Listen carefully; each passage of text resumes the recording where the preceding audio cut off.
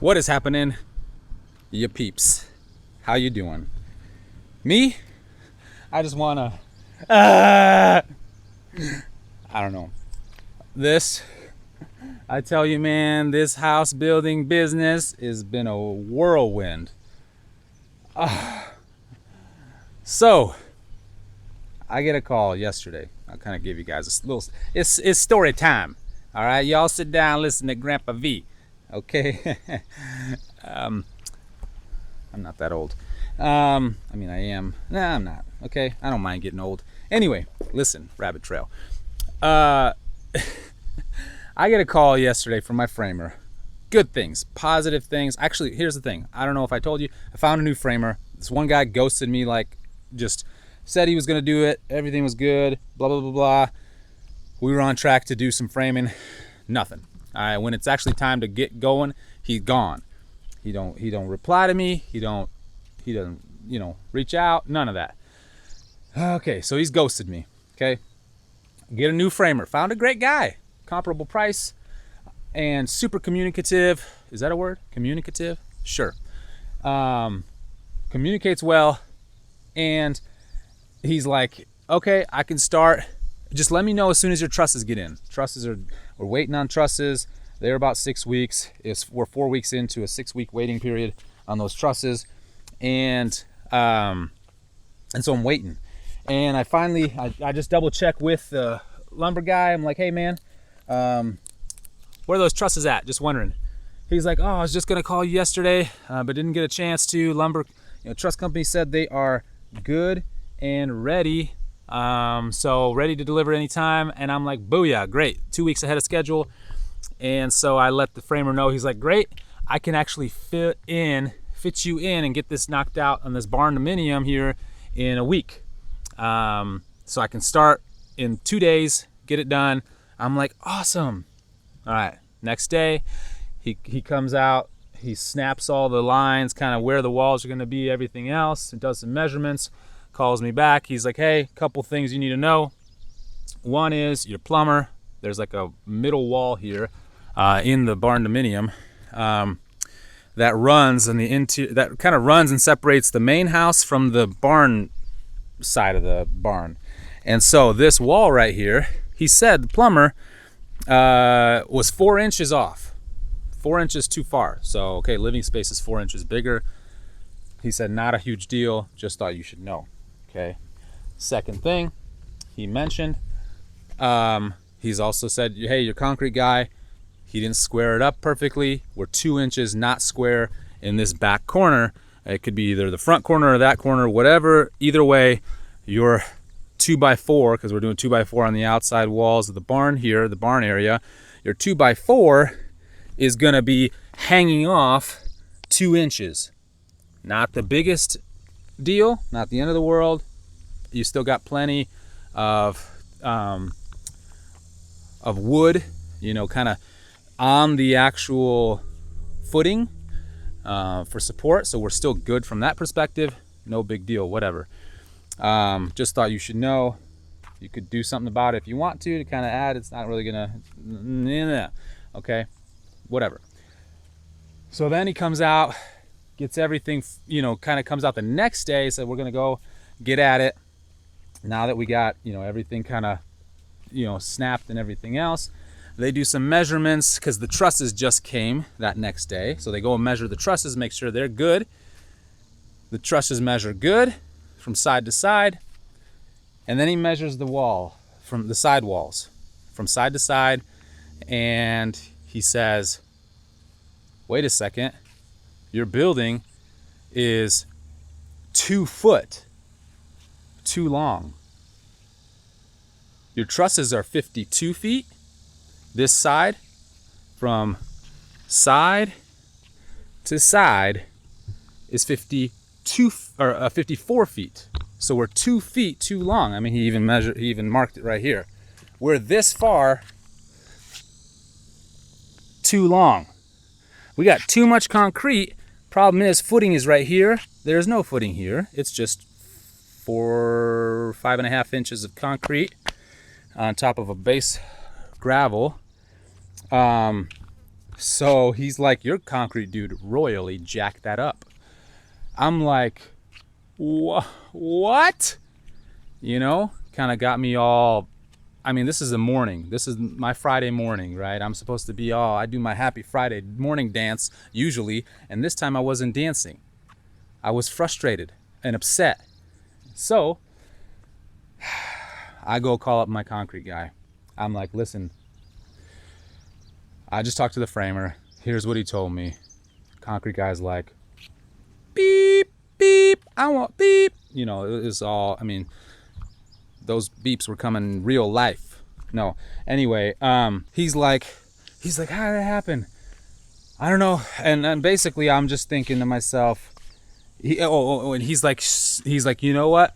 Because I'm like, hey, when can you get out here and meet me and the framer out here to kind of go over what he's talking about, right? I mean, it's pretty self-explanatory, but I'm thinking, hey, if I can have that framer to back me up, because he's he just, I don't know, he's a solid guy. I got a great impression from him, you know, and and so he's there to back me up, and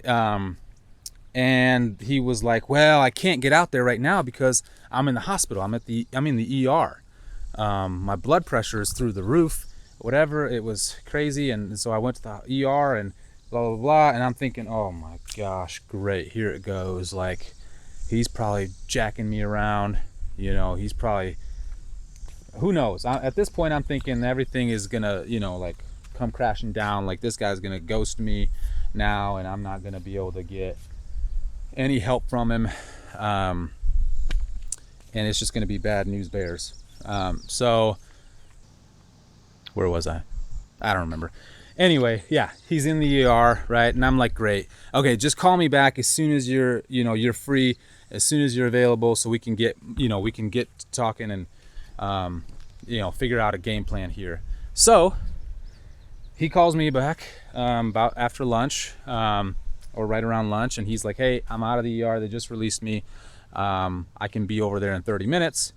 And I'm like, great, let me call the lumber guy. Let me make sure, or a framer guy. Let me make sure he's good to meet here in 30 minutes. Everyone's great. I head over here and we're having a little powwow. Okay.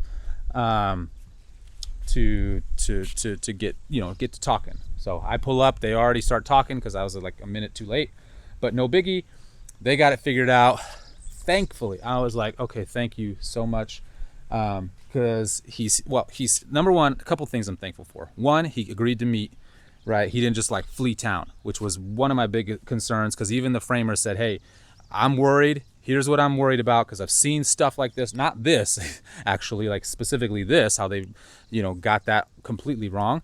But stuff where like some mistake happens and then you don't hear from that subcontractor ever again. Okay, they're just gone.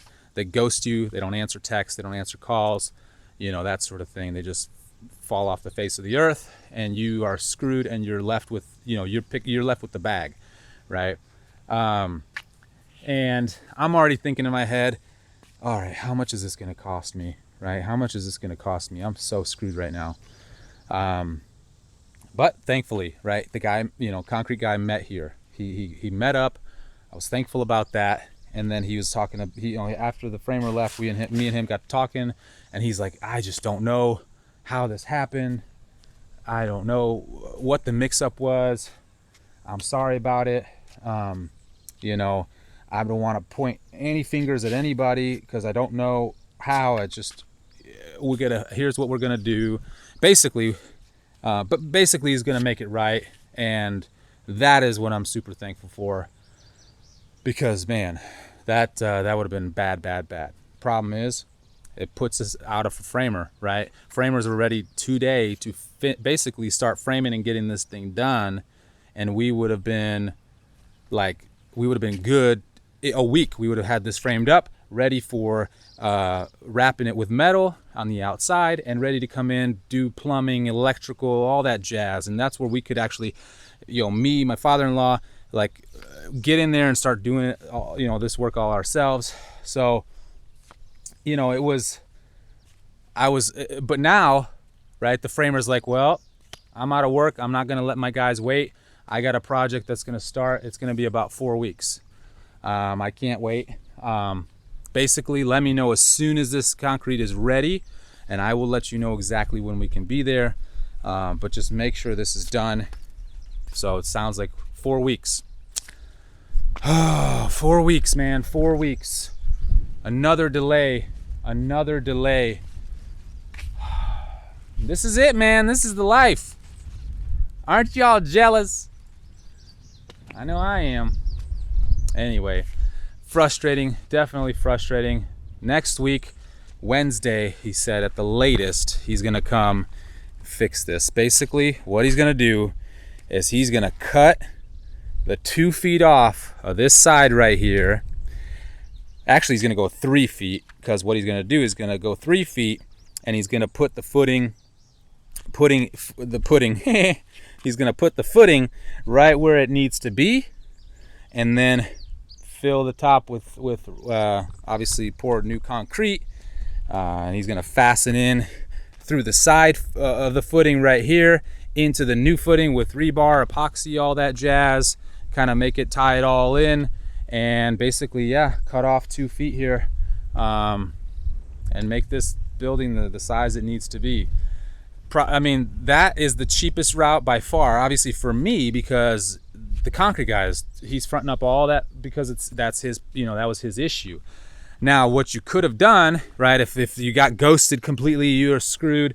You could technically hire somebody to obviously do what he was gonna do, right, and make it right, because the trusses are here. These are custom built trusses. They don't just come. You can't just go to Home Depot and buy these bad boys at this size and be like, hey, I got a return for like 45 trusses. No, not happening. Okay, so at the top of the market, right, these are $16,000 right there. Those trusses right there, that's $16,000 right there. So I can't just be like, hey, truss company, can you just take those back and just make them 2 feet bigger? And no, they're not going to do that. They're going to charge me $16,000. Well, probably more because they're 2 foot bigger. But you get the gist, okay, of what we're dealing with here. Yikes, man. Yikes. On top of that, I went over to the main house with him. The concrete guy said, listen, bud, we're going to go and triple, double, quadruple check all the measurements over there before we even get a concrete truck out here. Just to double check, because I mean, we cannot make this type of mistake again. Not happening. No way, Josefa. Okay. Anyway, y'all are jealous. I know you are. Just say it. Just come on. Say you wish you were me right now. Come on. I'm waiting. Anyway, follow along on this video, this build. Follow along. We're building the Barndominium. We're building a house right next to it. It's all happening. It's happening like it's like the worst time to be building, but it's happening. Okay, it's something we gotta be doing. All right, we're building up our new homestead. If you're new to the channel, you know, we're gonna get back to homesteading ASAP. But we're building. We're in the middle of the build, and there's, you know, with all this going on, I mean, it's just adding animals and stuff right now, especially when we're not here living on the property. We're in a rental, like 20 minutes away. You know, it's just not conducive to good homesteading, I say. So, you know what? Follow along, hit the like button if you like the video. Subscribe if you're new. Keep up to date with what we're doing. We like to keep it fun around here, even when times get crazy like this. So, y'all take it easy. I'll see you next time.